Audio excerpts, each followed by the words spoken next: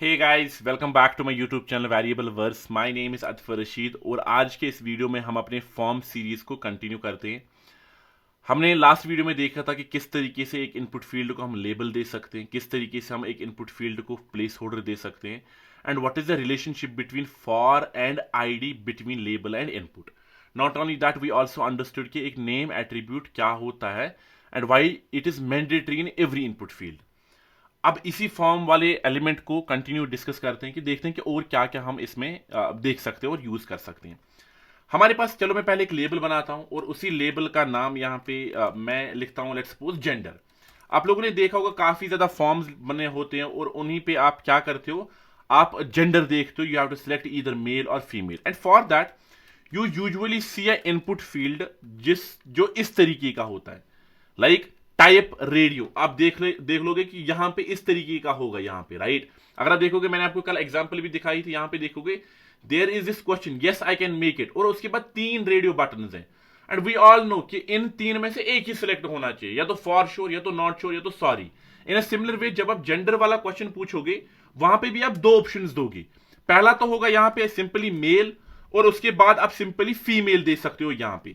But what I am trying to make you understand is, even let's suppose there is some other gender as well, so let me copy this and paste it, और यहां पे मैं simply other इस तरीके से दूंगा।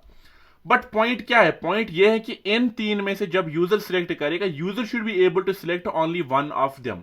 But right now if you go to this form, यहां पे खाली आप तीनों के तीनों सिलेक्ट कर सकते हो, and that's a problem that we have in radio buttons. क्यों? क्योंकि अगर आप यहां पे कॉमन सेंस लगाओगे, ये जो 3 इनपुट फील्ड्स हैं, these are 3 separate different input fields.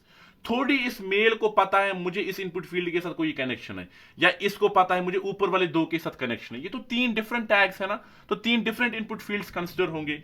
Now we have to make sure that doesn't matter how many radio buttons there are, अगर वो एक ही क्वेश्चन को रिप्रेजेंट कर रहे हैं, in that particular thing, in that particular case, उन तीनों में से या चारों में से जितने भी हैं, एक ही सिलेक्ट होना चाहिए।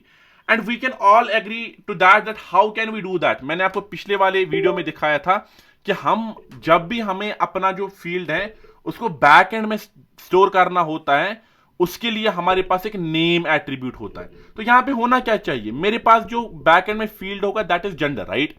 Now when I talk about this gender, अगर मैं मेल पे सिलेक्ट करूंगा, मेल यहां पे जाना चाहिए। अगर मैं फीमेल पे क्लिक करूंगा, फीमेल यहां पे जाना चाहिए। अगर मैं अदर पे क्लिक करूंगा, अदर यहां पे जाना चाहिए। But most important thing is all of these 3 input fields actually represent only single gender value in the database that I have. So what does that mean? That means इन तीनों का क्या होना चाहिए, इन तीनों का जो नेम एट्रीब्यूट है that should be same, and that's our anything but same होना चाहिए। मैं यहां पे जेंडर जेंडर जेंडर लिखूंगा और इसी तरीके से यहां पे भी जेंडर लिखूंगा। अब अगर मैं इस एप्लीकेशन पे जाऊंगा, if I now click on male, it is getting selected.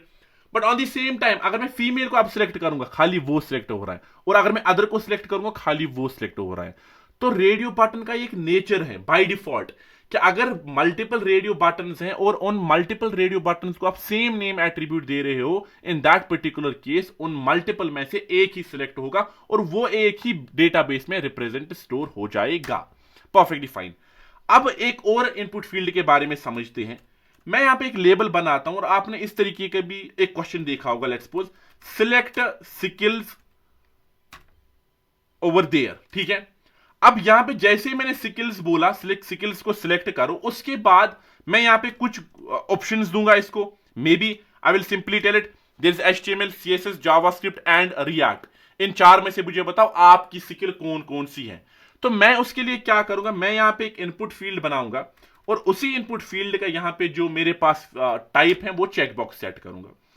तो और उसके सामने मैं यहां पे सिंपली लिखूंगा HTML and let me copy this, paste paste paste, and you can automatically see over here अब मेरे पास 4 इनपुट फील्ड्स हैं और 4 इनपुट फील्ड्स 4 चेक बॉक्सेस को रिप्रेजेंट करते हैं। So let me quickly go over there and make this react as well. सो अब यहां पे क्या होना चाहिए, यहां पे होना चाहिए कि मेरे पास जो अपना फॉर्म है, इन चारों में से मैं या तो चारों को सिलेक्ट करना चाहिए, 3 को, 2 को, 1 को, या कोई किसी को भी नहीं, but it should allow me all of these variations. और यहां पे we also know one another very important thing, Doesn't matter how many input fields you select from this question or from this input field, all of these should be stored in the database in its relevant field over there. Maybe field का नाम मैं रखूंगा sickle, तो चाहे 4 हो, चाहे 3 हो, चाहे 2 हो, हर कोई इनपुट फील्ड एक ही को रिप्रेजेंट करना चाहिए. So that's why also, even if I put name attribute over here same, so let's suppose over there what I'm going to do is I am going to चारों को select कर पा रहा हूं या 2 को ही सिलेक्ट कर पा रहा हूं. That is the nature of checkbox, because checkbox expects you to select multiple over there और नन और ऑल या कोई भी वेरिएशन, और फिर सारे के सारे वैल्यूज को स्टोर करे अपने डेटाबेस में. अब उसके बाद यहां पे एक और चीज हमें समझने की बहुत जरूरत है, वो ये है, और this is the most important point I would say about these two tags over there. मेरे पास मेरा एक डेटाबेस है, उसमें मैंने एक इनपुट फील्ड बनाया जिसका नाम है जेंडर. तो यहां पे जब मैं इसको क्लिक करूंगा तो यहां पे आना क्या चाहिए, mail.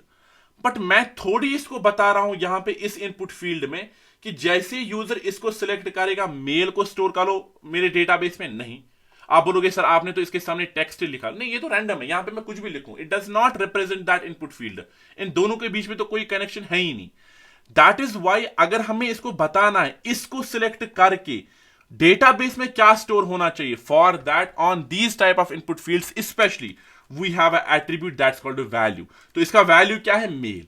In a similar way यहां पे मैं जाऊंगा, यहां पे इसका वैल्यू क्या होगा, वैल्यू होगा female over their like this. और यहां पे क्या होगा, इसी तरीके से इसका जो वैल्यू एट्रीब्यूट होगा, और वो वैल्यू एट्रीब्यूट क्या होगा मेरे पास, that is a value attribute over here in this case will be simply whatever you want, जो भी आप उस डेटाबेस में स्टोर करना चाहते हो.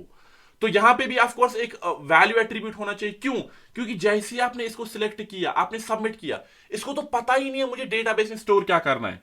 ये HTML मैंने लिखा it's only to tell user कि ये वाला चेकबॉक्स किसके रिलेटेड है, बट उसको बताना है ना कि कौन सा वैल्यू स्टोर करना है मेरे डेटाबेस में. तो इसीलिए मैं यहां पे जाऊंगा, इसका जो वैल्यू एट्रीब्यूट है जो भी मैं लिखूंगा, चाहे स्मॉल लिखूं चाहे एच लिखूं व्हाटएवर, बट अल्टीमेटली यही वैल्यू स्टोर हो जाएंगे किसमें, डेटाबेस में. तो यहां पे अगर मैं वैल्यू एट्रीब्यूट को इस तरीके से दूंगा जे, तो जब मैं JS को सिलेक्ट कर रहा हूं डेटाबेस में J स्टोर होगा in its respective field. So if I simply go over there implement value, I can simply write react over there, और इसी तरीके से उन वैल्यूज को स्टोर किए करते जाएगा डेटाबेस में.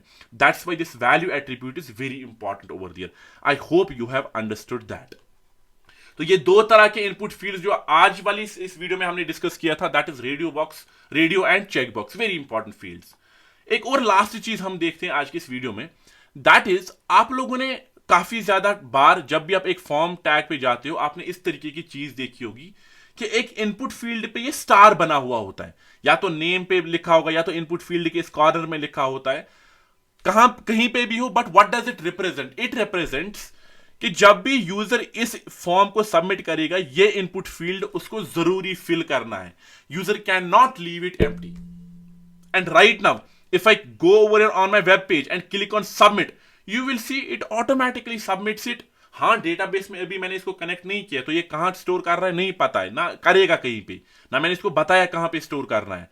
बट बाय डिफॉल्ट जब मैं इस पे क्लिक कर रहा हूं, ये कोई एरर नहीं दिखा रहा है, ये नहीं बता रहा है मुझे कि ये नेम जो है ये मैंडेटरी है, इसको पहले फिल करो तब जाके मैं सबमिट को अलाउ करूंगा. And if we want to put that effect on our input fields, for the very respective input field we are supposed to implement attribute, and that's called required.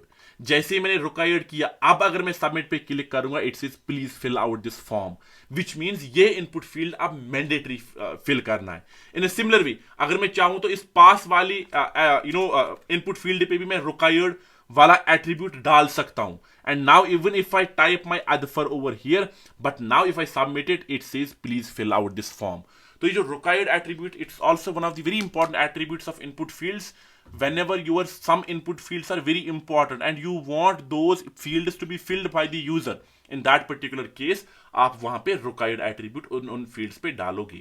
So I hope you have understood this small discussion around radio, checkbox, and also why name must be same here, and what is the value attribute, not only that what required attribute is. So please share and subscribe. See you in the next video. Thank you so much. Bye.